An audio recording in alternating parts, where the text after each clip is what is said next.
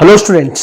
आज की वीडियो में हम जानेंगे क्लास 9th के चैप्टर 2 के बारे में। और जो चैप्टर 2 होगा हमारा वो होगा is matter around us pure. तो हमारे चैप्टर का जो नाम होगा वो क्या होगा, is matter around us pure, है ना। तो सबसे पहले हम जान लेते हैं मैटर के सिंपल क्लासिफिकेशन के बारे में। तो देखो, मैटर को हम क्लासिफाई करते हैं दो टाइप से। मैटर का फर्स्ट टाइप होगा प्योर सब्सटेंस और दूसरा जो टाइप होगा वो होगा मिक्सचर, है ना। तो प्योर सब्सटेंस को हम फर्दर डिवाइड करते हैं प्योर सब्सटेंस को एलिमेंट्स और कंपाउंड में, है ना। प्योर सब्सटेंस जो होंगे वो दो टाइप से हम डिवाइड करते हैं, एक होगा एलिमेंट और दूसरा होगा कंपाउंड। एलिमेंट को जो हम फर्दर डिवाइड करते हैं वो होगा मेटल, नॉन मेटल और मेटेलॉइड। और कंपाउंड्स को एसिड, बेस और सॉल्ट, है ना। इसके बारे में अभी हम वो डिटेल में डिस्कस करेंगे, ठीक है। मिक्सचर को भी हम दो टाइप से डिवाइड करते हैं, एक जो होगा वो होगा होमोजेनस और दूसरा होगा वो होगा हेट्रोजेनस। होमोजेनस में हमारा पास आ जाएगा वो होगा सॉल्यूशन और हेट्रोजेनस में होगा सस्पेंशन और कोलाइड। भी क्या होगा ये हम आगे जानेंगे। तो हमने मैटर को यहाँ पर डिवाइड किया है प्योर सब्सटेंस और मिक्सचर में, ठीक है। सबसे पहले जान लेते हैं matter and it's classification. Anything which occupy space, आपने फर्स्ट चैप्टर में डिस्कस किया है कि क्या होगा, मैटर किसको बोलते हैं, that have mass and occupy space. मतलब ऐसी कोई भी चीज जिसके पास खुद का मास होगा और किसी स्पेस को वो ऑक्यूपाई करेगा, उन सब्सटेंस को आप मैटर बोलते हैं। ये पहले चैप्टर में हम डिस्कस कर चुके हैं, है ना। Anything which occupy space and has mass is called matter. Matter can be divided into two categories, pure substance और मिक्सचर, है ना। हम मैटर को कितने पार्ट्स में डिवाइड कर रहे हैं, प्योर सब्सटेंस और मिक्सचर में, है ना। यहां पर आप देख ही चुके हैं प्योर सब्सटेंस और मिक्सचर। अब प्योर सब्सटेंस क्या होगा, तो it consist of single type of particle, है ना। तो ये सिंगल टाइप ऑफ पार्टिकल से बना हुआ होगा, है ना। ये चीज आप ध्यान रखिए, एक ही टाइप के पार्टिकल से मिलकर जो बना रहेगा उसे हम बोलेंगे pure substance. Which are same in their chemical nature, और वो सभी जो पार्टिकल्स रहेंगे वो कैसे रहेंगे, केमिकल नेचर में सेम रहेंगे, है ना। मैं यहाँ पर आपको एक एग्जांपल बता दूं। जैसे यहाँ पर अपन ने लिया एक आयरन का ब्लॉक, है ना। आयरन का जो सिंबल होता है वो होता है Fe। तो ये किससे मिलकर बना, आयरन के एटम से मिलकर बना होगा। इसमें आयरन के एटम्स होंगे सभी, है ना। ये सभी Fe होंगे, सभी Fe होंगे। और सभी का केमिकल नेचर भी क्या होगा, सेम ही होगा, है ना। तो ये जो रहेगा वो प्योर सब्सटेंस जो रहेगा वो एक ही टाइप के सिंगल टाइप ऑफ पार्टिकल से बना हुआ होगा। और इन सभी पार्टिकल का नेचर जो रहेगा वो क्या होगा, सेम रहेगा। तो केमिकल नेचर सेम रहेगा। नेक्स्ट जो रहेगा वो होगा mixture. Mixture consist of two or more particle. तो जो मिक्सचर जो रहेगा वो किससे बना हुआ होगा, दो या दो से ज्यादा पार्टिकल से मिलकर बना रहेगा। जैसे शुगर सॉल्यूशन की आप बात करें तो शुगर सॉल्यूशन में क्या क्या होता है, वाटर भी होगा और शुगर भी होगा, है ना। तो ये जो रहेगा वो मिक्सचर है, ठीक है। अभी और आगे हम डिस्कस करेंगे physical nature of matter. Matter is made up of particles, all matter constitute of very small particle, this small particle are called atom, है ना। तो आपको ये तो पता ही होगा कि मेटल मेटर जो रहेगा वो किस सब्सटेंस से बना, वो एटम से बना, है ना। स्मॉल पार्टिकल से बना, और उन्हीं स्मॉल पार्टिकल्स को आप क्या बोल रहे हो, एटम्स बोलते हैं, ठीक है। अब हम बात कर लेते हैं टाइप्स ऑफ प्योर सब्सटेंस की, है ना। तो यहां पर हम पहले किसकी बात कर रहे हैं, प्योर सब्सटेंस की, उसके बाद हम बात करेंगे मिक्सचर की। तो प्योर सब्सटेंस की बात करते हैं। The pure substance is divided into two types on the basis of their chemical composition, है ना। तो यहां पर अपन प्योर सब्सटेंस को दो टाइप से डिवाइड करेंगे उनके केमिकल कंपोजिशन के बेस पर। फर्स्ट टाइप होगा एलिमेंट और दूसरा जो टाइप होगा वो कंपाउंड होगा। एलिमेंट्स क्या होगा, कंपाउंड क्या होगा। सबसे पहली बात है elements. According to Anton Laurent Lavoisier, element is a basic form of matter, है ना। तो जो एलिमेंट्स रहेगा वो क्या होगा, बेसिक फॉर्म ऑफ मैटर होगा। मतलब मैटर एलिमेंट से मिलकर बनेगा, एटम से मिलकर बना है, ठीक है। That cannot be broken down into simpler substance by chemical reaction। और ये जो एलिमेंट्स रहेगा ये किसी भी केमिकल रिएक्शन में डिवाइड नहीं होगा, है ना। कोई भी केमिकल रिएक्शन, जैसे सपोज करो आपने रिएक्शन कराया Mg, मतलब मैग्नीशियम का रिएक्शन ऑक्सीजन से कराया और आपके पास बना मैग्नीशियम ऑक्साइड। तो यहां पर क्या मैग्नीशियम डिस्ट्रॉय हुआ, नहीं हुआ। मैग्नीशियम इधर भी मैग्नीशियम है उधर भी मैग्नीशियम है, मतलब मैग्नीशियम क्या नहीं हो रहा है, मैग्नीशियम जो रहेगा वो किसी भी केमिकल रिएक्शन में ब्रोकन नहीं हो रहा है। ब्रोकन नहीं हो रहा है मतलब वो डिवाइड नहीं हो रहा है ना। ऑक्सीजन था, इधर भी ऑक्सीजन ही आपको दिख रहा होगा, है ना। ये ऑक्सीजन है तो ऑक्सीजन ही रहेगा, मैग्नीशियम है तो मैग्नीशियम ही रहेगा, ये कोई ब्रेक थोड़ी होगा, है ना। तो ये हमें पता होना चाहिए कि एलिमेंट जो रहेगा वो क्या रहेगा, बेसिक फॉर्म ऑफ मैटर, है ना। कोई भी मैटर जो रहेगा वो एलिमेंट से मिलकर बना रहेगा, और एलिमेंट्स जो रहेगा वो किसी भी केमिकल रिएक्शन में ब्रेक नहीं होगा, ठीक है। It is divided into three types which are metals, non metals and metalloids, है ना। तो आप एलिमेंट्स को तीन पार्ट में डिवाइड करेंगे। फर्स्ट जो होगा वो मेटल होगा, दूसरा होगा नॉन मेटल, और तीसरा जो टाइप होगा वो होगा मेटेलॉइड। तो यहां पर जो आप देख रहे हो प्योर सब्सटेंस के दो टाइप्स है, first element, second is compound. Elements को फर्दर हम डिवाइड करते हैं metal, non metal and metalloids में। अब सबसे पहले जान लेते हैं फिजिकल प्रॉपर्टीज ऑफ मेटल्स, है ना। मेटल के अंदर क्या क्या प्रॉपर्टी होती है आप डेली लाइफ में यूज करते हैं, है ना, मेटल का, है ना। मेटल जैसे हम बात करें गोल्ड की, तो गोल्ड से हम क्या फॉर्म करते हैं, गोल्ड से ज्वेलरीज फॉर्म करते हैं, है ना। फिर हमारे पास आयरन होता है, तो आयरन का यूज भी करते हैं अपन, है ना, आयरन का यूज करते हैं। फिर आयरन के बाद एल्यूमिनियम का यूज करते हैं, ये सभी मेटल्स होती है। कॉपर वायर का यूज करते हैं अपन, कॉपर वायर का यूज अपन इलेक्ट्रिसिटी को ट्रांसपोर्ट करने के लिए करते हैं, ठीक है।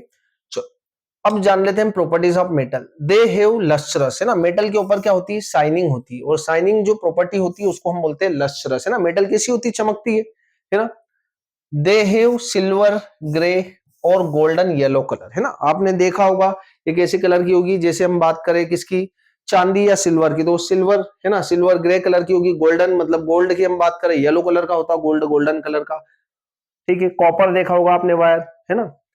दे कंडक्टर हीट एंड इलेक्ट्रिसिटी, मतलब आप क्या करेंगे, इनसे हीट और इलेक्ट्रिसिटी को पास कर सकेंगे, ठीक है, ये भी हमें पता है। दे आर डक्टाइल, डक्टाइल मतलब क्या होगा, आप इनसे वायर फॉर्म कर सकते हैं, है ना। आपने आयरन आयरन का वायर भी देखा है, कॉपर वायर, एल्यूमिनियम वायर्स, तो वायर फॉर्म करने की टेंडेंसी को अपन क्या बोलते हैं, ductile. They are malleable, malleable मतलब इनको क्या करेंगे हम, थिन शीट में चेंज कर पाएंगे, है ना। आपने चद्दर देखी होगी लोहे की, है ना, तो उसको अपन क्या कर रहे हैं, थिन शीट में चेंज कर रहे हैं। तो जो थिन शीट में चेंज करने की प्रॉपर्टी होगी उसे हम बोलेंगे मेलिएबल, ठीक है। दे आर सोनोरस, है ना। सोनोरस मतलब क्या होता है, मेटल जो रहेगा एक मेटालिक साउंड प्रोड्यूस करता है ना, तो इसको अपन क्या बोलते हैं, sonorous. Example of metal are gold, है ना, गोल्ड देखा होगा आपने, सिल्वर, कॉपर, आयरन, सोडियम, है ना। कॉपर मतलब होता है तांबा, आयरन हुआ, सोडियम होगा, पोटेशियम, ये सभी क्या होगी, मेटल्स होगी। Mercury is only metal that is a liquid at room temperature, तो जो मरकरी होगी, सभी मेटल कैसी होती है, नॉर्मली सॉलिड स्टेट में होती है, बट मरकरी जो रहेगी वो कैसे स्टेट में होगी, मरकरी जो रहेगी वो लिक्विड स्टेट में प्रेजेंट होती है रूम टेम्परेचर पर। तो ये तो जनरल इंट्रोडक्शन था मेटल का। अब जान लेते हैं नॉन मेटल के बारे में, है ना। Non metal they display a variety of colour, है ना। तो ये आपको देखा ही होगा आपने इसमें कि बहुत सारे कलर्स प्रेजेंट होते हैं नॉन मेटल में, है ना। प्लास्टिक हुआ, प्लास्टिक के बहुत सारे कलर होते हैं, वुड हो जाता है ना, वुड के भी डिफरेंट कलर्स होते हैं। वुड के बाद प्लास्टिक, रबड़ हुआ, है ना, ग्लास हुआ, ये सभी क्या होती है, नॉन मेटल्स होती है। They are poor conductor of heat and electricity, ये इलेक्ट्रिसिटी को अच्छे से कंडक्ट नहीं करते। आप यदि वुड से इलेक्ट्रिसिटी को पास करेंगे तो वुड से हम इलेक्ट्रिसिटी को पास नहीं कर सकते, प्लास्टिक से हम इलेक्ट्रिसिटी को पास नहीं कर सकते, रबड़ से हम इलेक्ट्रिसिटी को पास नहीं कर सकते, ग्लास से हम इलेक्ट्रिसिटी को पास नहीं कर सकते, मतलब it is a poor conductor of heat and electricity. They are not lustrous, है ना, ये लस्ट्रस नहीं मतलब इनमें शाइनिंग नहीं होगी, सोनोरस नहीं होगी मतलब मेटालिक साउंड प्रोड्यूस नहीं करेगी, मेलिएबल नहीं होगी मतलब आप इनको थिन शीट में चेंज नहीं कर पाएंगे। Example of non metal are hydrogen, है ना, हाइड्रोजन आप, ऑक्सीजन आर गैस, आयोडीन ये सॉलिड स्टेट में होता है, कार्बन, है ना, कोल और कोक, ब्रोमीन एंड क्लोरीन, ठीक है। तो ये सभी क्या होगी, नॉन मेटल्स होगी। अब जान लेते हैं हम मेटेलॉइड के बारे में। Elements having intermediate property between those of metal and non metal, मतलब ऐसे एलिमेंट्स जो कि मेटल और नॉन मेटल के इंटरमीडिएट प्रॉपर्टी, उनकी मॉडरेट प्रॉपर्टी, ना तो मेटल के सिमिलर है ना नॉन मेटल के, या कुछ प्रॉपर्टी मेटल के सिमिलर है और कुछ प्रॉपर्टी जो रहेगी वो नॉन मेटल के सिमिलर है, उनको हम क्या बोलेंगे, मेटेलॉइड बोलेंगे, है ना। इनके एग्जांपल्स क्या होंगे, इनके एग्जांपल होंगे बोरॉन, सिलिकॉन एंड जर्मेनियम। तो ये जो होंगे वो होंगे मेटेलॉइड, मतलब इनकी कुछ प्रॉपर्टी होगी मेटल के सिमिलर और कुछ प्रॉपर्टी होगी नॉन मेटल के सिमिलर। तो ये तो हमारे पास था एलिमेंट्स। अब जान लेते हैं हम कंपाउंड्स के बारे में। कंपाउंड्स क्या होता है, compound is a substance composed of two or more elements, कितने, दो या दो से ज्यादा एलिमेंट से मिलकर बनेगा, है ना। तो to or more elements chemically combined with one another in a fixed proportion, मतलब यहां पर दो एलिमेंट्स क्या होंगे, दो या दो से ज्यादा एलिमेंट्स कंबाइंड होंगे एक फिक्स्ड प्रोपोर्शन में। फॉर एग्जांपल के लिए यहां पर हम बात करें एग्जांपल की, जैसे वाटर, वाटर होता है H2O, है ना, इसमें हाइड्रोजन और ऑक्सीजन का रेशो कितना होगा? देखो हाइड्रोजन का मास कितना होता है 1, एटॉमिक मास ऑफ हाइड्रोजन 1, कितने हाइड्रोजन है यहाँ पर 2, ठीक है। ऑक्सीजन का मास कितना होता है 16, कितना हुआ है 2:16, इसको सिंप्लीफाई करेंगे तो क्या होगा 1:8। यहां पर वाटर के अंदर हाइड्रोजन और ऑक्सीजन का रेशो क्या रहेगा 1:8 रहेगा, ये फिक्स्ड रहेगा।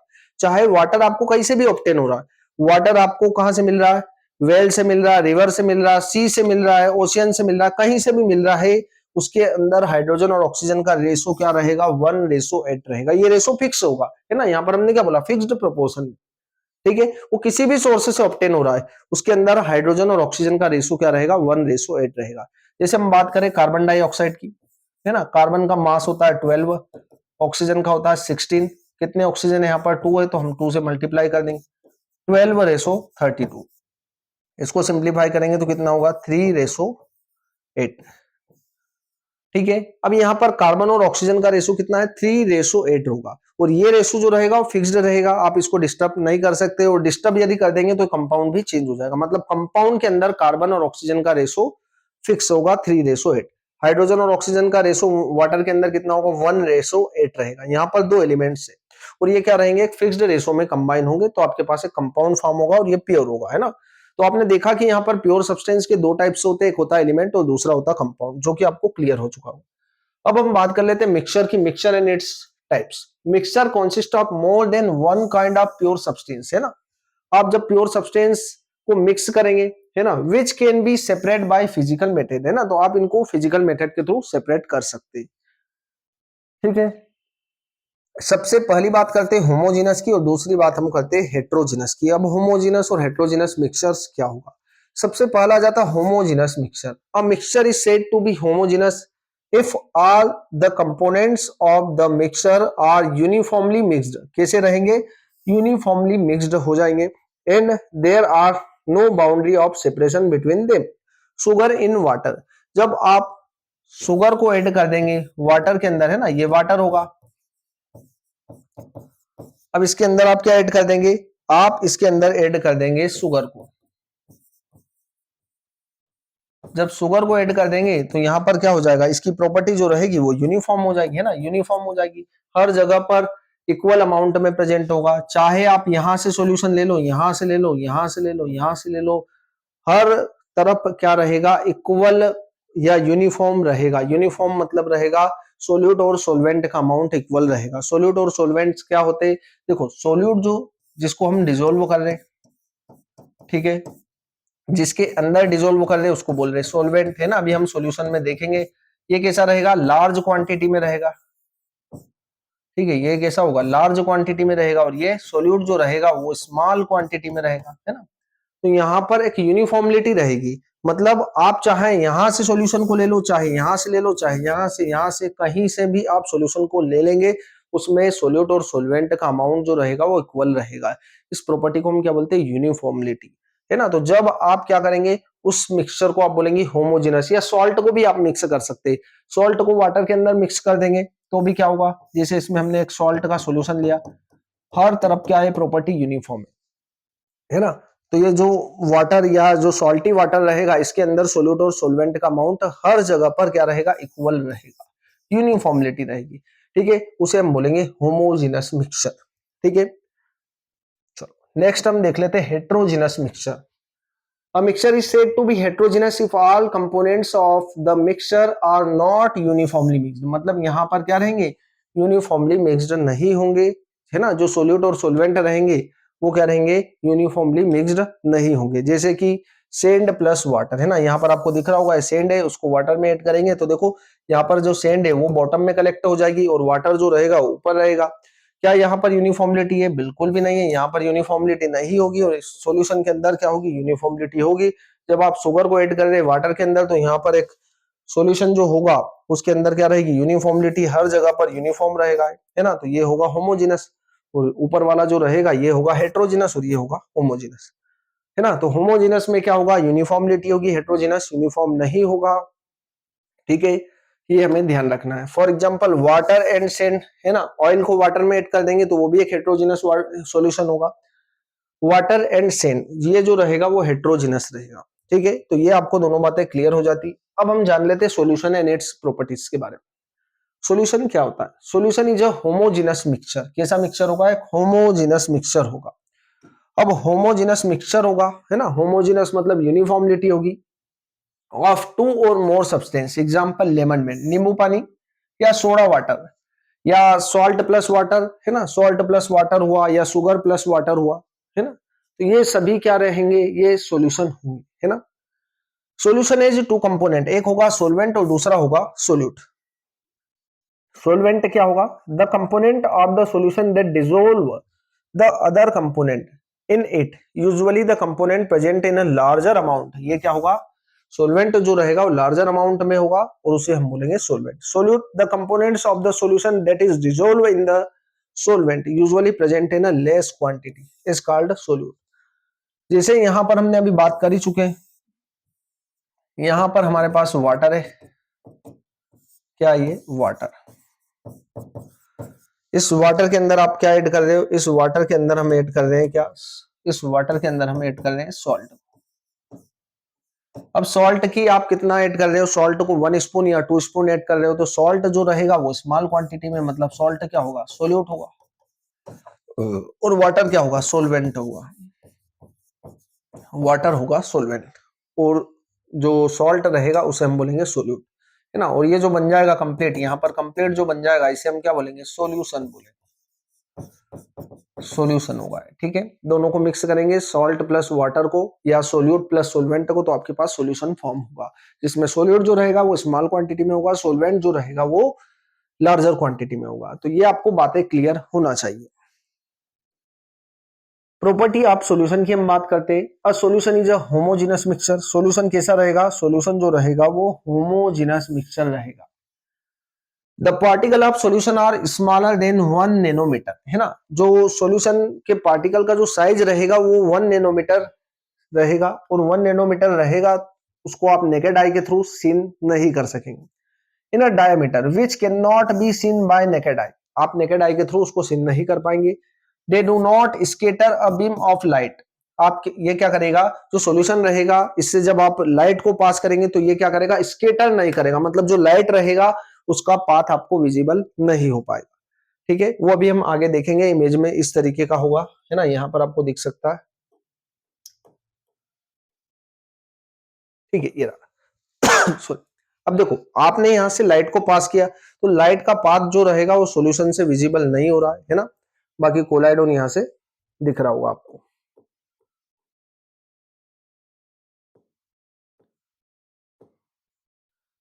है ना। तो they do not scatter a beam of light passing through the solution that they don't show Tyndall effect, है ना। इस इफेक्ट को आप क्या बोलेंगे? जहां पर लाइट को अपन पास करेंगे उसका पाथ विजिबल होगा, उस इफेक्ट का नाम होगा टिंडल इफेक्ट, मतलब सॉल्यूशन टिंडल इफेक्ट शो नहीं करता। The path of light is not visible in a solution. The solute particle can not B separate from the mixture by the process of filtration, है ना। जब आप salt या sugar को water के अंदर ऐड कर देंगे और फिर आप यदि फिल्टर करेंगे डिसोल्व होने के बाद, तो क्या दोनों को सेपरेट कर पाएंगे? बिल्कुल भी नहीं कर पाएंगे। मतलब एक बार यदि सॉल्यूशन बन जाएगा तो उसको आप फिल्ट्रेशन प्रोसेस के थ्रू सेपरेट आउट नहीं कर पाएंगे, ठीक है। The solution is stable and solid particle do not settle down when are left undistributed, है ना। जब आप क्या करेंगे? कंप्लीट सॉल्यूशन फॉर्म हो जाएगा तब उसको आप कुछ समय के लिए ऐसा ही छोड़ देंगे, तो वहां पर क्या होगा? जो सॉल्यूट पार्टिकल होंगे वो सेटल डाउन नहीं होंगे, मतलब इट इज अ स्टेबल, कैसा रहेगा? स्टेबल रहेगा, है ना। क्योंकि वहां पर सोल्यूट और सोलवेंट जो रहेंगे वो अलग अलग नहीं होंगे। एक बार यदि सॉल्यूशन बन जाएगा तो कंप्लीटली ऐसा कैसा रहेगा। कॉन्सेंट्रेशन ऑफ सॉल्यूशन, अब जान लेते हैं हम कॉन्सेंट्रेशन होता क्या है ना। The concentration of solution is the amount of solute dissolve in a given amount of solvent, है ना। जैसे हम बात करते हैं यहाँ पर, ये हमारे पास है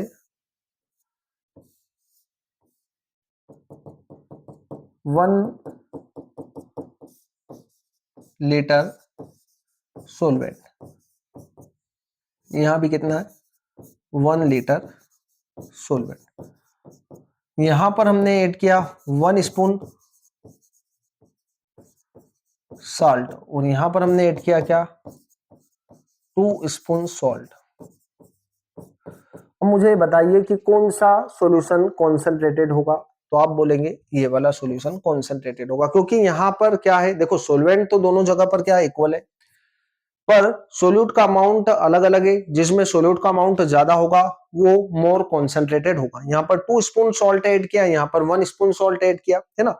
the concentration of solution is the amount of solute, है ना, एक पर्टिकुलर वॉल्यूम के अंदर कितना ज्यादा सोल्यूट प्रेजेंट होगा उसे ही हम क्या बोलेंगे कॉन्सेंट्रेशन बोलेंगे। क्या बोलेंगे कॉन्सेंट्रेशन। जितना ज्यादा सोल्यूट का अमाउंट होगा उतना ज्यादा उस सॉल्यूशन का कॉन्सेंट्रेशन होगा। ठीक है, तो the amount of solute present in a particular volume of solution is called concentration of solution. ठीक है, अब बात कर लेते हैं हम सेचुरेटेड, अनसेचुरेटेड और सोल्युबिलिटी की। सेचुरेटेड सॉल्यूशन क्या होगा, when no more amount solute can be dissolve, मतलब उसमें और भी आप सोल्यूट को ऐड नहीं कर पाएंगे, है ना। When no more amount of solute can be dissolve in a solution at a given temperature it is called saturated solution. मतलब एक पर्टिकुलर टेम्परेचर पर यदि आप किसी सॉल्यूशन के अंदर और ज्यादा अमाउंट में आप सोल्यूट को डिसॉल्व नहीं कर पा रहे हैं, मतलब वो सॉल्यूशन जो रहेगा वो कैसा होगा सेचुरेटेड सॉल्यूशन होगा।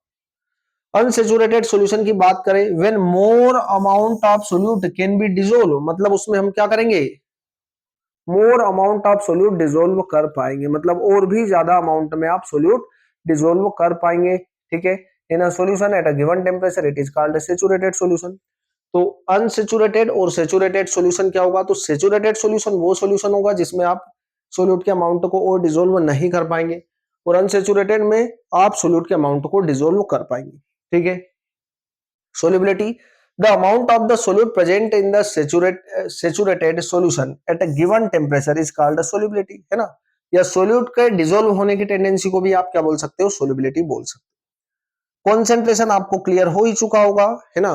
The amount of solute present in a particular volume of solution या सोलवेंट, है ना। यहाँ पर आपको दिख ही चुका है कि यहाँ पर 2 स्पून सॉल्ट ऐड किया, यहाँ पर 1 स्पून सॉल्ट ऐड किया, तो जो 2 स्पून सॉल्ट वाला सॉल्यूशन होगा वो मोर कॉन्सेंट्रेटेड होगा as compare to 1 spoon salt. ठीक है,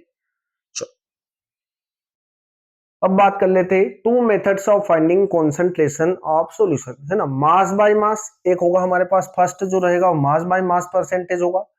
मास बाय मास परसेंटेज किस तरीके से कैलकुलेट करेंगे, तो mass of solute divided by mass of solution, है ना। मास बाय मास परसेंटेज जो होगा वो क्या होगा mass of solute divided by mass of solution,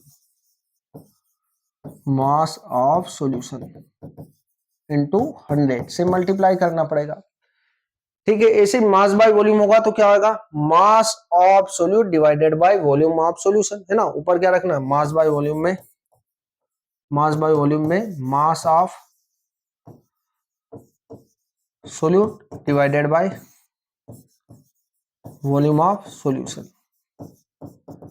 into 100। ऐसे यदि आपसे वॉल्यूम बाय वॉल्यूम पूछ लिया जाए तो ऊपर क्या आएगा volume of solute divided by volume of solution into 100। तो इस तरीके से आप क्या कर सकते हैं कॉन्सेंट्रेशन को या कॉन्सेंट्रेशन को फाइंड आउट कर सकते हो। आपको मास बाय मास फाइंड करना है तो फर्स्ट फार्मूले का यूज करेंगे, मास बाय वॉल्यूम फाइंड करना है तो सेकंड फार्मूले का यूज करेंगे, है ना। एक क्वेश्चन हम कर लेते हैं यहाँ पर 24 gram of glucose is dissolve in 200 gram of solution. तो ये तो आपके पास क्या हुआ 200 ग्राम क्या है सॉल्यूशन, है ना, क्वेश्चन में गिवन ही है। तो 24 ग्राम क्या होगा देखो स्मॉल क्वांटिटी में, तो ये हमारे पास क्या हुआ सोल्यूट हुआ। ठीक है, और रिमेनिंग पार्ट है अब ये 200 ग्राम तो कंप्लीट सॉल्यूशन है, इसमें 24 ग्राम हमारे पास कितना हुआ सोल्यूट हुआ, तो 176 ग्राम क्या हो जाएगा वो हो जाएगा सोलवेंट, है ना। तो आपके पास देखो 24 ग्राम हुआ सोल्यूट, है ना। तो आपके पास जो सोलवेंट होगा वो कितना होगा 200 माइनस 24 कितना होगा 176 ग्राम, क्या हुआ 176 ग्राम सोलवेंट। ठीक है, और बाकी दोनों को मिलाया हमने तो 200 ग्राम क्या हुआ सॉल्यूशन हुआ। ठीक है,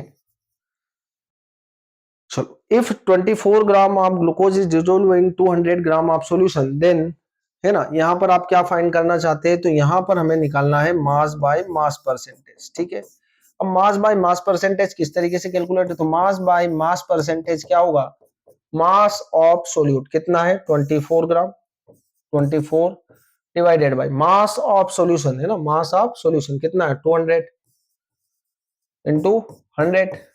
ठीक है, कितना होगा 2400 डिवाइडेड बाय 200। ठीक है, कितना आ जाएगा 12% मास बाय मास। इस तरीके से आप कैलकुलेट कर पाए। ठीक है, तो यहां पर क्या है 12% जो रहेगा वो मास बाय मास परसेंटेज होगा, है ना, इस तरीके से आपको कैलकुलेट करना है। चलो, अगला हम देख लेते हैं यहां पर colloidal solution and it's property. Colloidal solution is a heterogeneous mixture, है ना, आपने फर्स्ट में देखा होगा कि कोलाइडल सॉल्यूशन और सस्पेंशन दोनों ही हेट्रोजिनस होते हैं। हेट्रोजिनस मतलब वहां पर यूनिफॉर्मली डिस्ट्रीब्यूशन नहीं होगा। In which the size of particle lies between the true solution and suspension, है ना, तो इसके जो कोलाइडल पार्टिकल के जो पार्टिकल का साइज होगा वो क्या होगा, ट्रू सॉल्यूशन और सस्पेंशन के बीच में होगा। ठीक है, एग्जाम्पल मिल्क, है ना, मिल्क एक कोलाइड का बेस्ट एग्जाम्पल है। मिल्क और dust in air, colloidal particle can easily scatter a beam of visible light, this phenomena is called a टिंडल effect, है ना, जब आप किसी लाइट को पास करेंगे तो इससे क्या होगा, लाइट का जो पाथ रहेगा वो विजिबल होगा स्कैटरिंग के कारण। उसी इफेक्ट को आप क्या बोलेंगे, टिंडल इफेक्ट बोलेंगे, है ना। यहाँ पर आप ऑलरेडी देख चुके हैं, है ना, ये रहा, यहाँ पर आपको कोलाइडल सॉल्यूशन में ये पाथ जो रहेगा वो विजिबल सीन हो रहा होगा या विजिबल हो रहा होगा। ठीक है, ये आपको क्लियर होना चाहिए। इस इफेक्ट को आप बोलते हो टिंडल इफेक्ट। प्रॉपर्टी की हम बात करें कोलाइडल सॉल्यूशन की, the particle of colloidal can be seen by naked I individually, है ना, नेकेड आई के थ्रू आप क्या करेंगे, नहीं देख पाएंगे ना। The particle of colloidal can't be seen by naked आई, मतलब इनके पार्टिकल को आप नेकेड आई के थ्रू सीन नहीं कर पाएंगे, माइक्रोस्कोप के थ्रू सीन कर पाएंगे। It is a heterogeneous mixture and the solute and solvent can't separated by filter paper, है ना, तो आप इनमें क्या करेंगे, सोल्यूट और सोलवेंट को फिल्टर पेपर के थ्रू सेपरेट नहीं कर पाएंगे। Size of particle is smaller than suspension but greater than solution, है ना, तो सॉल्यूशन की कंपेयर में इसके जो पार्टिकल रहेंगे उनका साइज ग्रेटर रहेगा और सस्पेंशन की कंपेयर में स्मॉल रहेगा, है ना। इट इज स्टेबल मिक्सचर, है ना, स्टेबल मिक्सचर का मतलब क्या होता है, मतलब यदि आप इसको कुछ समय के लिए ऐसा ही रखा रहने देंगे तो यहाँ पर पार्टिकल जो रहेंगे इसके सोल्यूट और सोलवेंट के वो सेपरेट नहीं हो पाएंगे। ठीक है, it is a stable mixture, particle do not settle down at the bottom over a period of time, मतलब इसको आप कुछ समय रखा रहने देंगे तो यहाँ पर पार्टिकल जो रहेंगे वो सेपरेट नहीं होंगे, मतलब ये स्टेबल होगा। They do not settle down when left undistributed which means colloid is a quite stable, है ना, तो कोलाइड कैसा रहेगा, स्टेबल रहेगा, ये हमें ध्यान रखना है। अब बात कर लेते हैं डिस्पर्स फेज और डिस्पर्जन मीडियम की। डिस्पर्स फेज क्या होगा, it is a component which is present in a small portion, है ना, इसकी कंपेयर आप कर सकते हैं जैसे सॉल्यूशन के अंदर सोल्यूट था तो सोल्यूट की कंपेयर आप कर सकते हो किससे, डिस्पर्स्ड फेज से, और डिस्पर्जन मीडियम की कंपेयर आप कर लीजिए सोलवेंट से। ठीक है, क्योंकि ये कैसा होगा, एक्सेस में होगा और ये कैसा होगा, स्मॉल पोर्शन में। It is the component which is present in a small portion and consists of particle of colloidal dimension 10 की पावर 9 मीटर to 10 की पावर -6 मीटर इसका साइज होगा। Dispersion medium, it is a component which is present in excess and act as a medium, है ना, ये medium की तरह behave करेगा, which colloidal particle are dispersed। Disperse phase, discontinuous phase भी बोलेंगे आप इसे और इसे कंटिन्यूअस फेज बोलेंगे। इंटरनल फेज होगी, ये एक्सटर्नल फेज होगी। और एग्जांपल है डस्ट पार्टिकल इन एयर, है ना, तो एयर में जो डस्ट पार्टिकल होगा वो क्या होगा, वो डिस्पर्स फेज होगा, और एयर जो रहेगी वो क्या होगा, डिस्पर्जन मीडियम होगा। ऐसे यहां पर हम बात करें तो वाटर इन मिल्क, तो वाटर जो रहेगा वो डिस्पर्जन मीडियम होगा और जो फैट पार्टिकल होंगे वो क्या होंगे, डिस्पर्स फेज होंगे। ठीक है, तो ये आपको डिस्पर्स फेज और डिस्पर्जन मीडियम का डिफरेंस समझ में आ जाता है। उसके बाद हम बात कर लेते हैं suspension. Suspension is a heterogeneous mixture in which the solute particle do not dissolve but remain suspended through out the bulk, है ना, तो ये क्या होंगे, कंप्लीटली डिसोल्व नहीं होंगे, बल्क में ऐसे के ऐसे ही पड़े रहेंगे।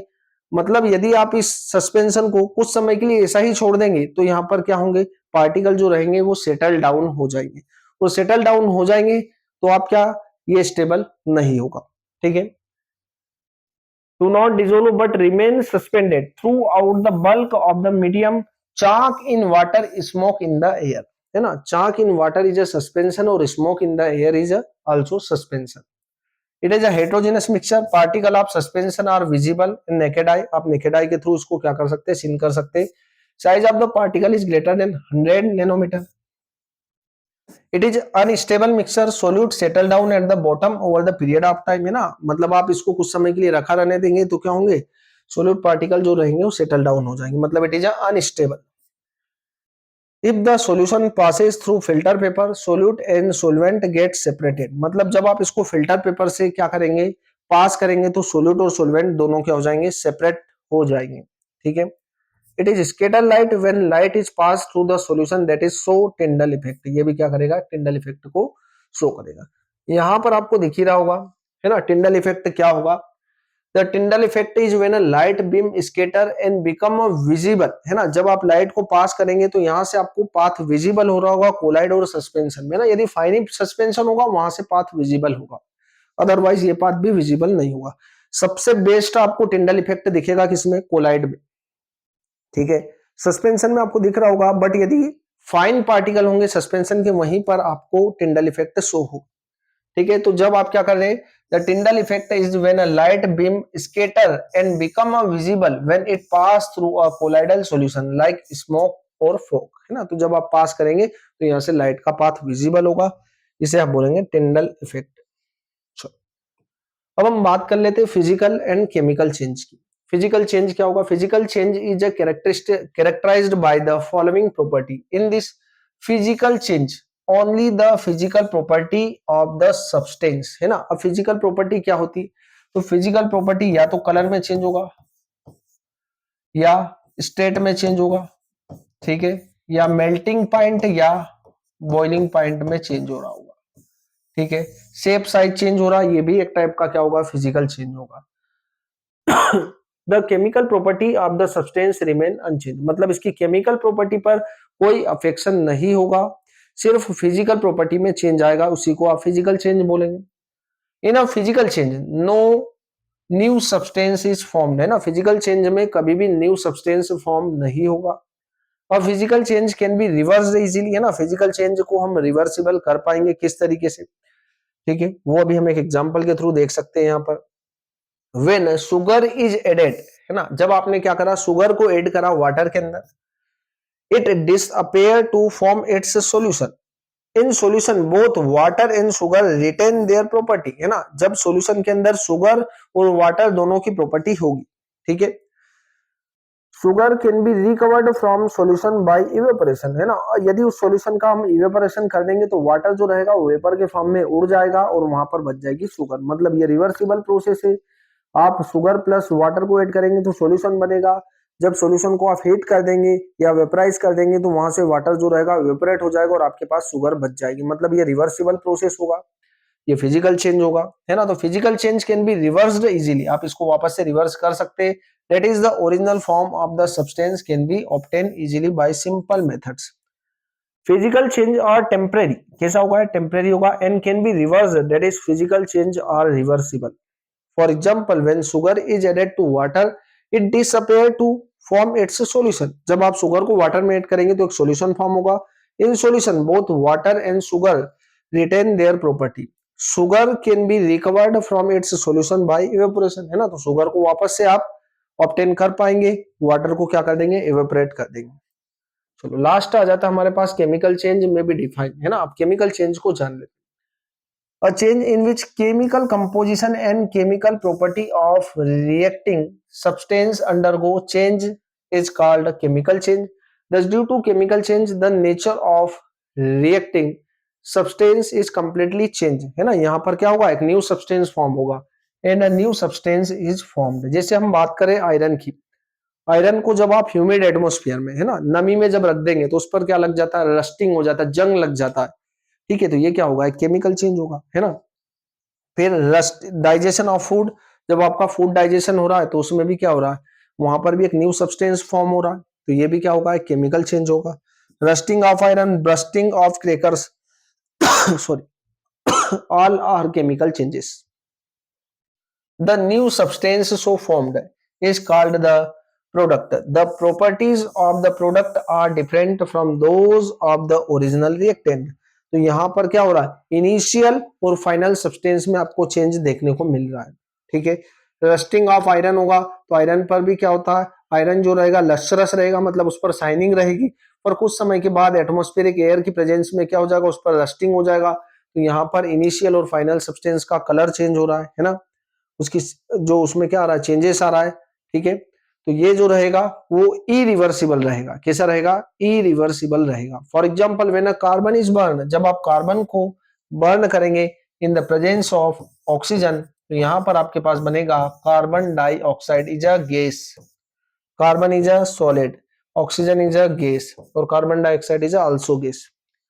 When a carbon is burned, carbon dioxide is produced. Carbon dioxide has property entirely different from those of carbon and oxygen, है ना। कार्बन और ऑक्सीजन की कंपेयर में कार्बन डाइऑक्साइड की प्रॉपर्टी कुछ डिफरेंट होगी, है ना। तो ये क्या होगा, एक केमिकल चेंज होगा।